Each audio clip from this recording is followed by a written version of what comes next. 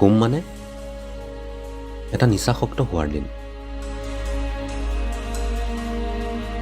এই কথাটো মনত ৰাখি মন্দিৰসমূহ প্ৰতিষ্ঠা কৰা হৈছিল। যি ঠাইতে একোটা শক্তিশালী লিংগ আছে তাৰ বাবে বিশেষ প্ৰক্ৰিয়া আছে, যাতে আমাৰ শৰীৰটো আৰু আমাৰ চাৰিওফালে থকা ভৌতিক বস্তুবোৰ আমাৰ জীৱনৰ বাবে বাধা হৈ নপৰে।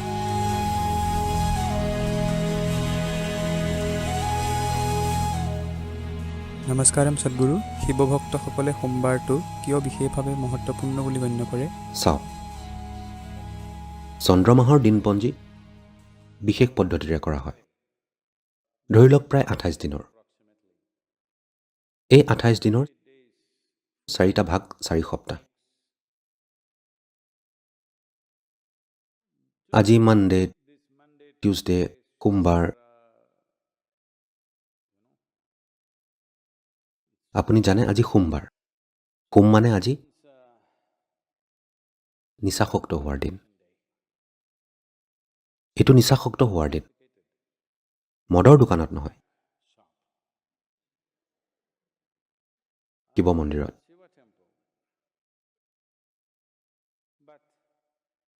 কিন্তু সেইটো প্ৰাযোজ্য হ'ব যদি আপুনি চন্দ্ৰমাহৰ দিনপঞ্জীহে ব্যৱহাৰ কৰে।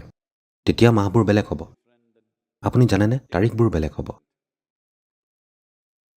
Then Mondays always came on that day that is relevant in terms of the lunar cycle. তেতিয়া সোমবাৰবোৰ সদায় এনে সময়তে হ'ব যিটো সময় চন্দ্ৰৰ পৰিক্ৰমাৰ সৈতে প্ৰযোজ্য। কিন্তু আজি আমি একেবোৰ নামাকৰণকে বেলেগ এটা পদ্ধতিত ব্যৱহাৰ কৰিছোঁ, যিটো মেট্ৰিক পদ্ধতিৰ দৰে। 1, 2, 3, 4, 5।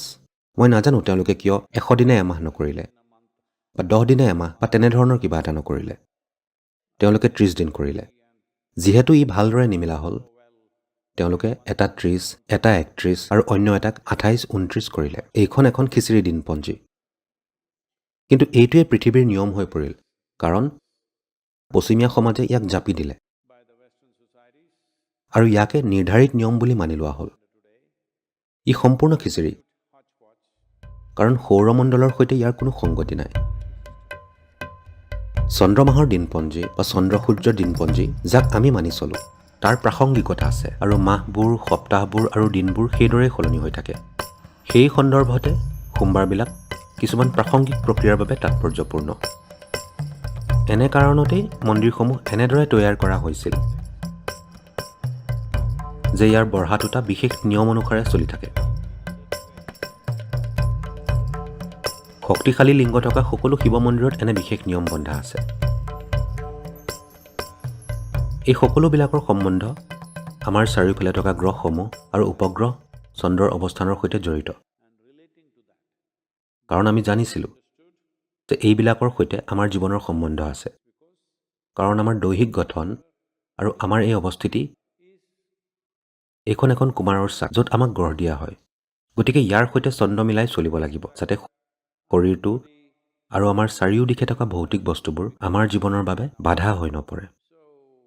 চন্দ্ৰমাহৰ দিনপঞ্জী যিদৰে গতি কৰে, তাত 12.5 মাহত এবছৰ হয়, কেতিয়াবা 13 মাহত এবছৰ হয়, আৰু কেতিয়াবা 12.5 মাহত এবছৰ হয়। ই এইদৰে গতি কৰে যে সৌৰমণ্ডলৰ কাৰ্যকলাপৰ লগত ইয়াৰ সম্পূৰ্ণ মিল থাকে। গতিকে এনেবোৰ কথাৰ ওপৰত নিৰ্ভৰ কৰিয়েই কাৰ্যসমূহ কৰা হৈছিল, মন্দিৰসমূহত প্ৰাণ প্ৰতিষ্ঠা কৰা হৈছিল।